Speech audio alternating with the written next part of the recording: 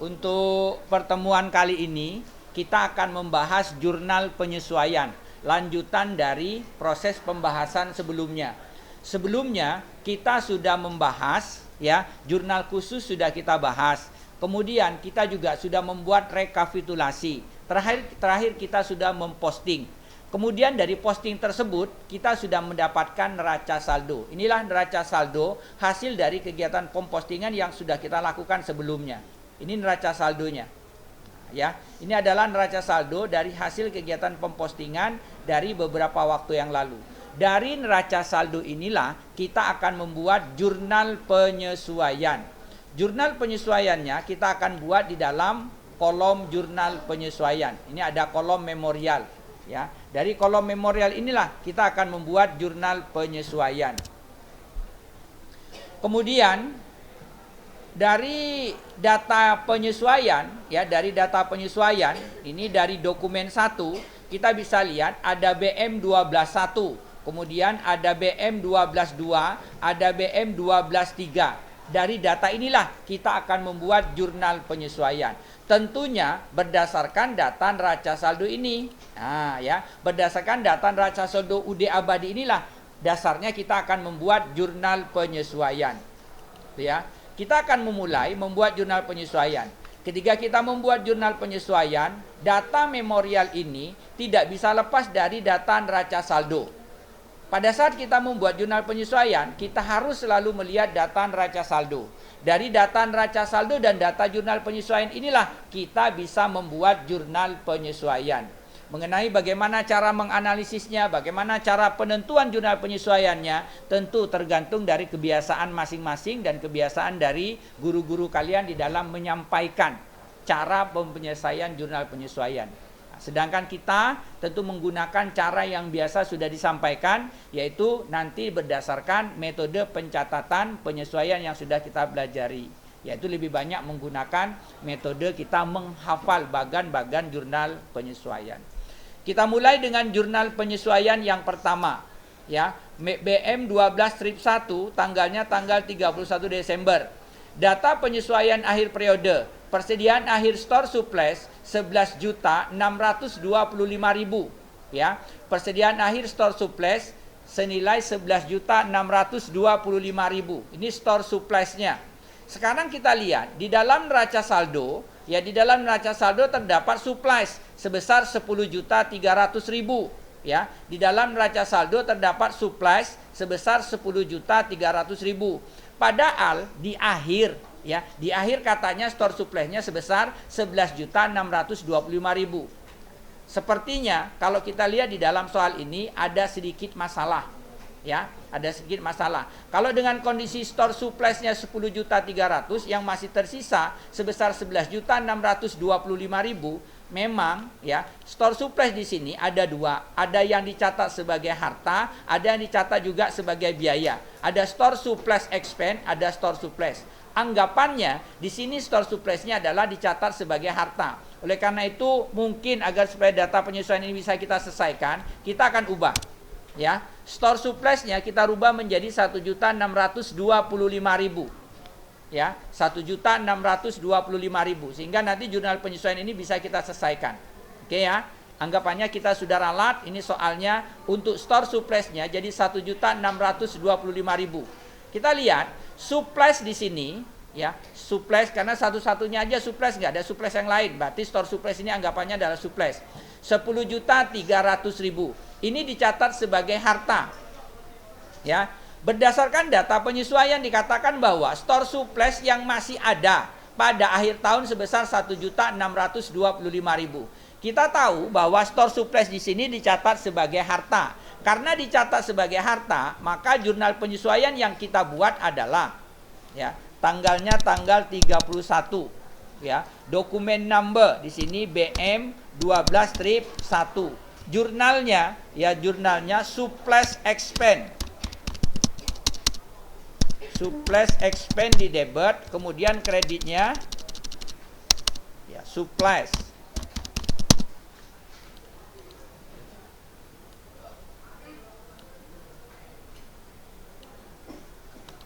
Kreditnya surplus. Uangnya dari mana? Di dalam neraca saldo, ya di dalam neraca saldo, surplus yang ada itu adalah sebesar 10.300.000. Ini kan dicatat sebagai harta. Karena dicatat sebagai harta, maka timbullah jurnal penyesuaiannya. Ya, timbul jurnal penyesuaiannya surplus expense di debit, surplus di kredit. Kalau dicatat sebagai harta, maka yang dicari itu adalah yang sudah menjadi biaya. Di dalam neraca saldo kita punya persediaan surplus sebesar 10.300.000.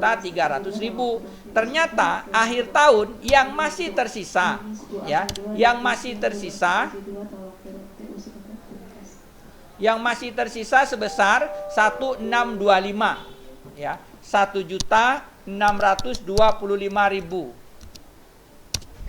Berarti yang terpakai adalah 8.675.000. Dari mana 8.675.000? Ini dicatat sebagai harta. Kata kuncinya, kalau dicatat sebagai harta, maka yang dicari yang sudah menjadi biaya. Dulu kita punya surplus di dalam neraca saldo sebesar 10.300.000. Ternyata yang masih tersisa 1.625. Berarti yang terpakai adalah 10.300.000 dikurang 1.625. Itu untuk AJP yang pertama.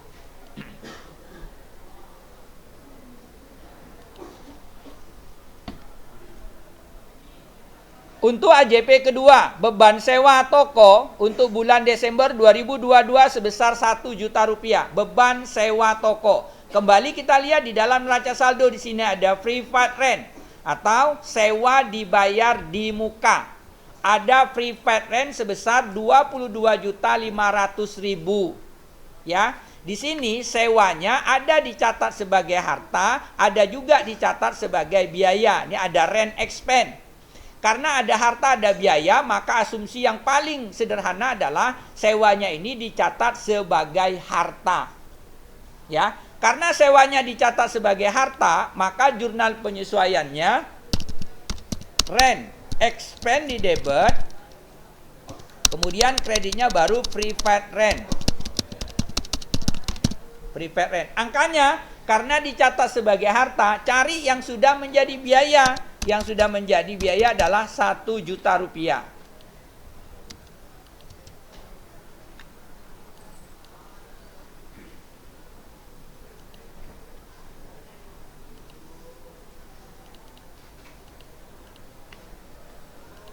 Sama kasusnya untuk beban asuransi. Sama seperti sewa. Ini juga dicatat sebagai harta. Maka jurnal penyesuaiannya adalah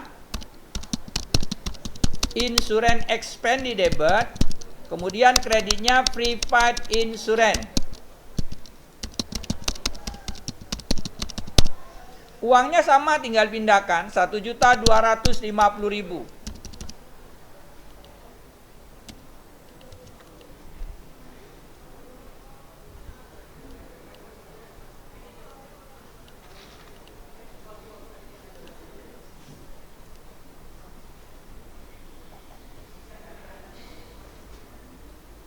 Oke, lanjut untuk yang keempat ya. Yang keempat, taksiran kerugian piutang 22,5% dari saldo per 31 Desember. Taksiran kerugian piutang ini 2,5%. Kita coba lihat neraca saldonya. Di dalam neraca saldo ini sudah ada allowance for doubtful debt 12.800.000. Artinya cadangan kerugian piutangnya 12.800.000. Tapi dari taksiran menghendaki bahwa besarnya piutang yang tidak tertagih itu adalah 2,5% dari saldo piutang per 31 Desember 2022. Nah, sekarang coba kita lihat 2,5% ya. 2,5% coba 2,5% kali 709.600.000 berapa? Berapa? 17 juta. Berarti lebih tinggi, ya. Berarti lebih tinggi dari allowance yang sudah ada. Maka jurnal penyesuaian yang kita buat adalah kita harus menambah. Maka jurnalnya bad debt expense di debit.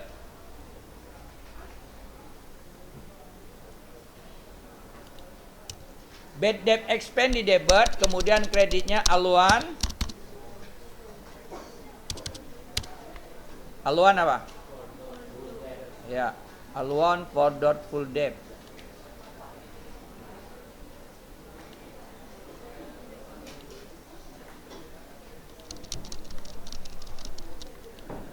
Uangnya caranya ya, uangnya caranya 25% ini dikali dengan saldo piutang. Nih, 709 juta. Kemudian dikurang dengan cadangan kerugian piutang. Nah, itu ya.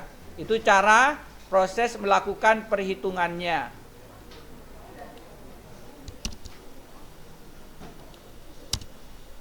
Rp4.940.000. Itu ya.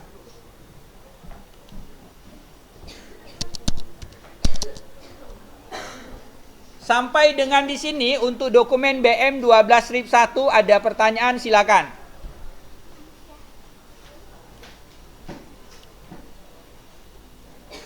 Untuk BM 12-1 ada pertanyaan, silakan. Kalau ya. Jadi misalnya kalau yang hasil dari 2,5%-nya yang kali bintangnya tuh lebih kecil daripada yang allowance production, berarti ditukar ya Pak? Jurnalnya tinggal dibalik. Kalau misalnya berdasarkan hasil hitungan 2,5% setelah dikalikan ternyata misalnya 10 juta. Padahal cadangan sebelumnya sudah 12.800.000. Artinya yang kita cadangkan sebelumnya kebesaran. Maka kita harus kurangkan mengejar angka yang 10 juta. Balik jurnalnya. Haluan per dot full depth-nya di debit. Nah, itu ya. Oke, lanjut. Dokumen 2 BM 12-2 ya. Ini berarti kita catat BM 12-2. Oke ya. Penyusutan equipment bulan Desember 700.000. Ya, penyusutan equipment. Jadi kita tidak perlu menghitung lagi, langsung aja kita bikin jurnal penyesuaiannya. Ya, jurnal penyesuaiannya tadi beban penyusutan. Kalau tidak salah ini biasanya pakai depreciation expense. Cari depreciation. Ini ada ya. Depreciation expense di debit, kemudian kreditnya. Lihat akumulasi. Nah, ini equipment. Ya, akumulasi equipment. Dan itu kita pinjam. Ini kreditnya. Ya. Uangnya kita tidak perlu ngitung. 700.000 tinggal kita masukkan saja. Oke. Lanjut. Gaji bulan Desember 3.550.000 akan dibayar tanggal 2 Januari. Nah, ini gaji ini nanti bayarnya tanggal 2 Januari. Berarti kita ngutang karena gajinya belum kita bayar. Maka jurnalnya ya, jurnalnya kita lihat gaji wage and salaries. Nah, ini dia wage and salaries di debit, kreditnya apa? Ya, pakai expense payable.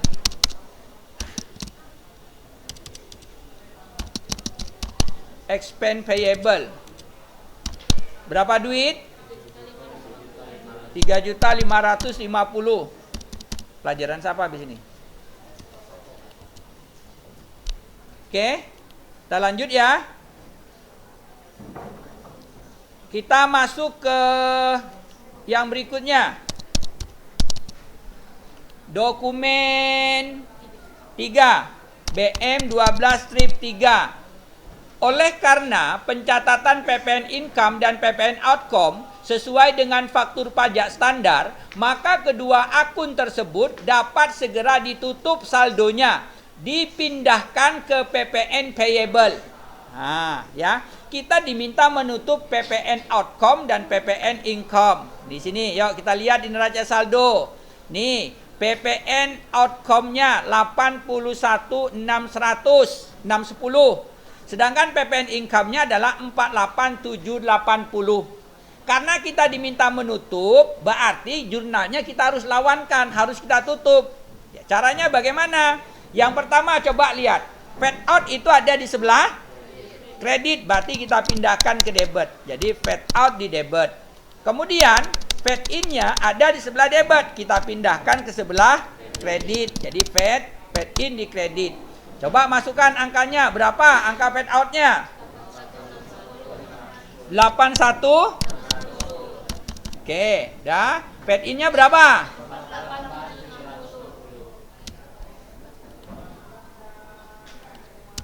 48,760. Mana lebih besar, fed out dengan fed in? Karena lebih besar fed out, maka di sini timbul PPN payable.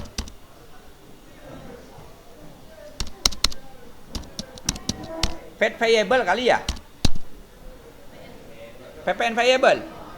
Campur-campur berarti. Ya, kita kurangkan. Oke. Pak, kalau misalnya ternyata paid in-nya lebih besar, free fight PPN. Atau piutang PPN juga boleh. Ya, boleh kamu pergi ke kantor pajak ngambil duitnya bisa, tapi lama prosesnya panjang. Ya, kalau uangnya miliaran sih boleh, kalau cuma uangnya kecil jangan, itu prakteknya. Jadi kita anggap saja sebagai dibayar di muka. Terakhir, hitung pajak penghasilan badan dengan ketentuan tarif terbaru sebesar 0,5% dari peredaran bruto final bulan Desember. Ya, jadi dibilang peredaran bruto bulan Desember ya, bukan bulan yang lain, khusus bulan Desember. Oke. Ini jurnalnya, umumnya jurnalnya ya, income tax expense. Kemudian kreditnya income tax payable. Nah, ini umumnya jurnalnya. Sekarang kita mau cari dulu berapa sih penjualannya, ya, penjualan peredaran brutonya berapa? Ya, peredaran bruto. Cara mencarinya di mana? Bisa dilihat di neraca saldo. Tahu tidak bisa di neraca saldo? Neraca saldo ini akumulasi penjualan selama 1 tahun. Kita bisa lihat di sales, cash receipt dan nah, nih. Kan ada di sini. Penjualannya di sini ada, kelihatan nih. Ini sales 725. Di mana lagi? Kas resep ada enggak penjualan tunai? Tidak ada. Mineral ada enggak penjualan tunai? Tidak ada. Maka kita tinggal kurangkan 725 dikurang dengan retur. Ada retur. Nih, ada sales retur 24. Nah, berarti angkanya kita kembali ke jurnalnya. Ya. Berarti tadi berapa? 725 juta dikurang 24 juta. Nah, ini dalam kurung dulu, baru kita kali dengan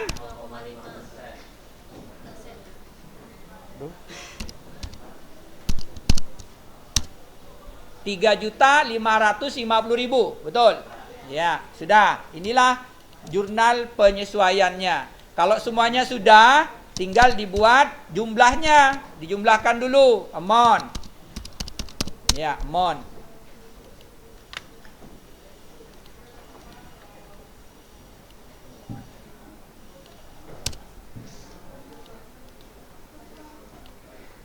Sudah ada Pak Sabtonya? Biar nunggu dulu. Oke ya, jadi inilah jurnal penyesuaian. Berdasarkan data memorial, data penyesuaian, dan data neraca saldo yang sudah kita buat, dapat jurnal penyesuaiannya. Demikian ya untuk pembahasan jurnal penyesuaian untuk UD abadi. Demikian pertemuan kita untuk hari ini. Nanti kita lanjut berikutnya di pertemuan berikutnya, yaitu neraca lajur dan menyusun laporan keuangan.